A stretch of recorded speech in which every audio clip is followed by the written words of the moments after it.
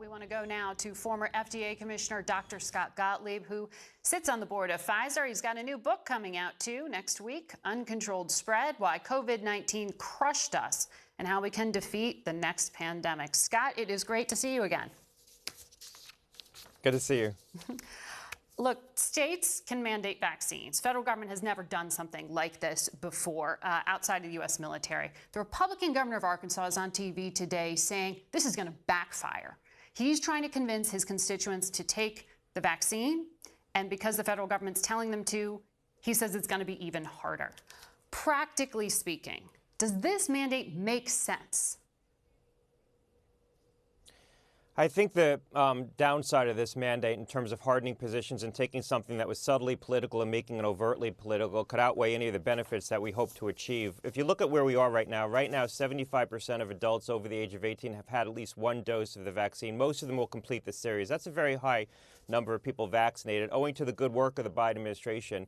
We're not going to get above 90%. We don't even really reach 90% with childhood immunizations, which are mandated. So we're going to get somewhere between 80 and 90%. I would state that we would have gotten to 80% just on our current trajectory in short order.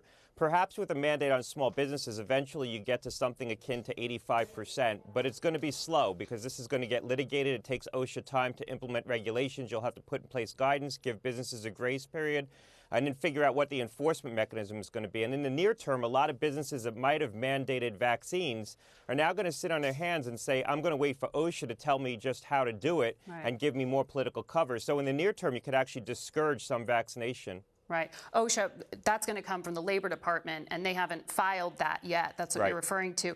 But the president, what he said was mandating a vaccine for businesses. And if employees at those businesses don't take it, the alternative is to get weekly testing. Do we have the testing capacity in the country to do that right now? We would have the testing capacity to do it, but it puts a big burden on businesses to have to operationalize that and determine what they're going to do with the results. So I think a lot of businesses are going to opt to try to force workers to get vaccinated, if in fact this ever goes into effect. But again, we're looking at a very long timeline here. Excuse me? Many already were, right? Many were, exactly. Many businesses are, and I think that the federal government's action to require federal employees to get vaccinated, which is probably well within their purview to do that in a function of federal readiness, that gives plenty of political cover for more businesses, more private sector businesses to start to implement their own mandates. So I don't think we had to reach down to the level of small businesses with 100 or more employees and put a federal requirement on them. I don't think the federal government should be dictating this. I also don't think governors should be preventing small businesses from making these determinations on their own. We should leave these decisions to communities, local communities and businesses to make assessments on what their risk is, what their settings are, how much precautions they can put in, whether vaccine requirements are an absolute necessary to protect people in those settings. Well, kids still can't get a vaccine if they're between the ages of 5 and 11. When will it be available to them? Well, I'm more familiar with the process for Pfizer, the company I'm on the board of. Pfizer has said that they're going to have data before the end of September. They could be ready to file within days of having that data. So they'll file very quickly with the FDA. FDA has said it's going to be a matter of weeks, not months, in terms of their evaluation of that clinical data to make a determination whether they're going to authorize vaccines for kids aged 5 to 11. I interpret that to mean perhaps 4 weeks, maybe 6 weeks. But I think in a best case scenario, given that timeline that I've just laid out, you could potentially have a vaccine available to children aged 5 to 11 by Halloween if everything goes well, if the Pfizer data package is in order, and FDA ultimately makes a positive determination. I have confidence in Pfizer in terms of the data that they've collected, but this is really up to the Food and Drug Administration to make an objective determination. Well, then it's up to parents whether they want to use a vaccine under emergency use for their children. If you're a parent, what do you ask your pediatrician, and are there options out there? Yeah, I think parents should look at this as a decision where there's some latitude in terms of what you do with your child. And you really should consult your pediatrician and have a conversation. Parents have understandable concerns about putting any new product, new medical product in a child. It's not just this vaccine, it's any vaccine or any therapeutic. And I understand those concerns. This isn't a binary decision. It's not a choice of, do I vaccinate my child or not? There's different ways to approach vaccination. You could go with one dose for now. You could potentially wait for the lower dose vaccine to be available, and some pediatricians may make that judgment.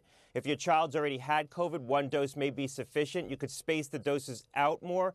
So there's a lot of discretion that pediatricians can exercise, making largely off-label judgments, but exercising discretion within the context of what an individual child's needs are, their risk is, and what the parents' concerns are. So I would urge every parent to have a conversation with their pediatrician.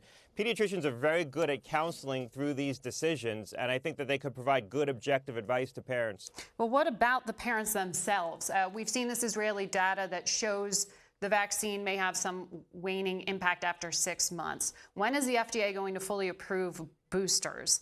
And if Pfizer's first out of the gate, as has been reported, when will we see Johnson & Johnson and Moderna follow?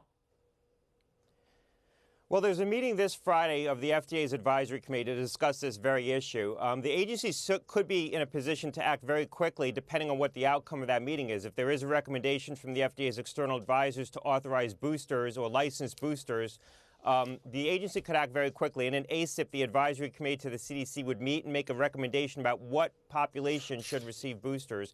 The conventional wisdom is that if boosters are approved, it's probably going to be for people who are more at risk from COVID right now.